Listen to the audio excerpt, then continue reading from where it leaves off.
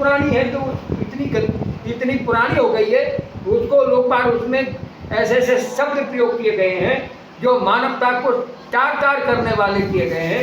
उनमें संशोधन क्यों नहीं होता, उन्हें क्यों नहीं बदला जाता? दूसरी बात, तीसरी बात यह है, संविधान को बदल, जिसके मन में खोट होती है, जिसकी नीयत खोटी होती है, वही बिलबिलाता है। जैसे खिसियानी बिल्ली खंबा नोचती है। अब लोगों को पता है कि अब हम दोबारा आने वाले नहीं हैं, दोबारा आने वाले नहीं हैं, तो इसीलिए ये कहते हैं कि संविधान को बदल दिया जाए। क्यों? कि इसमें भारतीय नारी का सम्मान है, इसमें समानता सम्यकता के तरह कसौटी पर हमारा देश का भारतीय संविधान पूरे विश्व के अंदर जितने भी संविधान है उसमें सबसे श्रेष्ठ हमारा भारतीय संविधान है। तो जहाँ समानता है, श्रेष्ठता है, तो जो लोग कह रहे भारतीय संविधान बदला जाए, वो श्रेष्ठता को, भारत की श्रेष्ठता को, भारतीय लोकतंत्र की श्रेष्ठता को वो खत्म करना चाहते हैं। भारतीय संविधान को नहीं बल्कि श्रेष्ठता को खत्म करना चाहते हैं, वो मानवता को खत्म करना चाहते हैं। इसीलिए मानवता को खत्म करने के लिए उन्होंने एक सहारा कर देखा है कि अब हमारे हाथ में सत्ता है, हम भारतीय संविधान को बदल देंगे और हम पुनः तानाशाही शासन चलाने का काम करेंगे। नंबर पहली बात। दूसरी बात यह है, अगर जिस दिन हमारा भारत का 85 समाज, मैं तो लानत देता हूँ, जो हमारे देश की महामहिम राष्ट्रपति आदिवासी है, एससी समाज से, 85 समाज से है, और दूसरी बात, दूसरे हमारे पूर्व राष्ट्रपति वो भी एससी समाज से। ये कान में तेल डाले पड़े हुए, उन्हें ये पता है कि मेरा तो पेट भर गया, इस और उनके समाज का क्या हाल होगा है? इसका मतलब एक ही है, मैंने पत्रकार बंधु एक वीडियो में देखा है, उन्होंने नया संविधान लिखा हुआ है और उस संविधान को खोल करके भी वीडियो दिखाई गई है, जहाँ पर कहीं भी राष्ट्रीय चिन्ह का पता नहीं है, केवल एक रीजन से संबंधित सारे पोच लगा रखे हैं। नहीं, जो बनते ही संविधान बदलने की बात की गई है, संविधान आप बता रहे हैं लिख भी गया है, अब वो लागू कर देंगे तो आप क्या करेंगे? देखिए, सबसे पहली बात यह है कि यदि ये पूरे समाज ने साथ दिया, 85 समाज के लोगों ने साथ दिया, तो हम कौन 85 की बात कर रहे हैं? उनमें आपका 85-70 तो संविधान को बदलने के समर्थन में। देखिए मेरी बात सुनिए, 70 में ऐसा है, गुलाम है, ओनली वन गुलाम है, गुलाम है, गुलाम।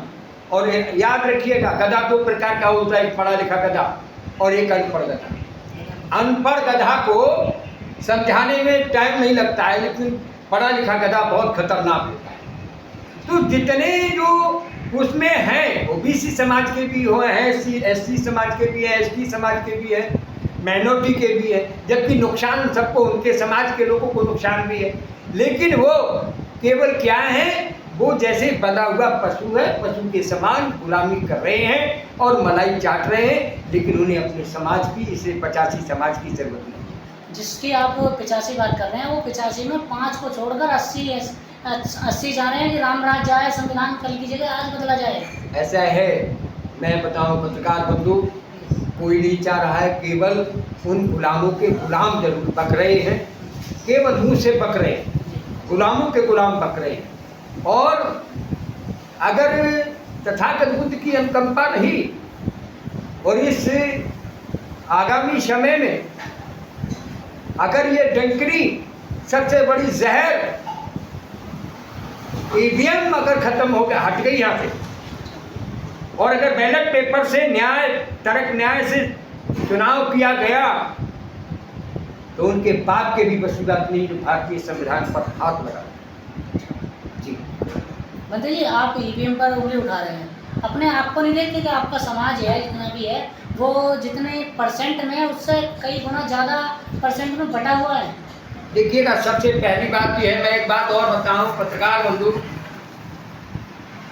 गुलाम बटे हुए हैं तो हमें मान। बाबा साहब ने कहा जिस दिन गुलाम को गुलामी का एहसास हो जाएगा उस दिन वो अपनी गुलामी की जंजीर को तोड़ देगा।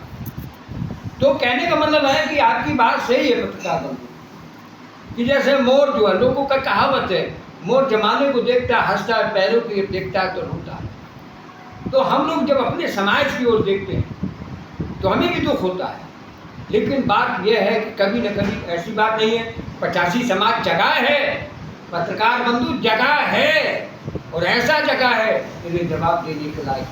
बाकी ये जो गुलामों के उनके जो अंधभक्त है, अंधभक्तों से कभी गिनती पूरी नहीं होती, अंधभक्तों से कभी गिनती पूरी नहीं होती है, मेरी हो ऐसी बात नहीं है। न्याय तो मिलेगा, आज जब दिन नहीं रहा है तो रात भी नहीं रहेगी, समय परिवर्तन होगा, समय परिवर्तन होगा। और ये इस समय जो सरकार है वो आरएसएस एंड कंपनी की सरकार है, बीजेपी की सरकार नहीं है। भाई बीजेपी की सरकार उस समय थी जिस समय माननीय अटल बिहारी वाजपेयी यहाँ पर प्राइम मिनिस्टर थे, उस समय किसी भी धर्म पर, किसी भी रिलीजन पर कोई भी उंगली नहीं उठाई शायद। और इस पीरियड में ये जो यहाँ का जो प्राइम मिनिस्टर है अपनी मर्जी से कोई भी स्टेटमेंट नहीं दे सकता, पहली बात, क्योंकि उसका जो रिमांड है वो आरएसएस के हेडक्वार्टर में रखा है, उसका जो मास्टरमाइंड है वो आरएसएस का सुप्रीमो है मोहन भागवत। सबसे पहली बात समझने की कोशिश की जाए। लेकिन मैं ये वायदा कर रहा हूं, ये समाज अगर जग गया तो ऐसी बात नहीं ये भी चले जाएंगे जब गधा की सींग नहीं रहती है, जब गधा के सींग नहीं रहे तो इनके भी नहीं रहेंगे। कोई अहंकार तो किसी का रहा नहीं है, नहीं रहा है, नहीं रहेगा, ऐसी बात नहीं है।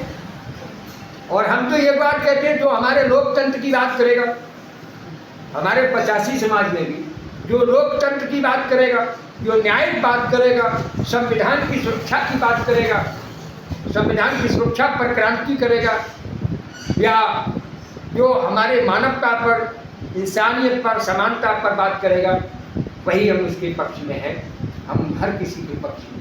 बंदे ये तो साफ हो ही गया है कि जो संविधान पर मुसीबत के बादल मंडराने लगे जी, किस तरीका से बचाया जा सकता है कुछ?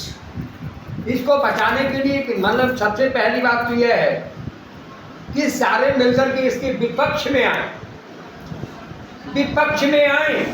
अगर आवाज नहीं उठती है, क्रांति नहीं होती है, तो एक दिन वो होगा भारत में, यदि इन आरएसएस एंड कंपनी की दोबारा गवर्नमेंट बन जाती है तो मान लो कि मैं आपको लिख के देता हूँ, अंग्रेज तो हिटलर तो भागा बहुत आसानी से, लेकिन ये आसानी से नहीं भागेंगे, इनकी जड़ें बहुत मजबूत हो जाएंगी। इसीलिए मैं यही कहना चाहता हूँ कि समस्त बहुजन समाज के जितने भी लोग हैं अब भी आंखें खुल जानी चाहिए।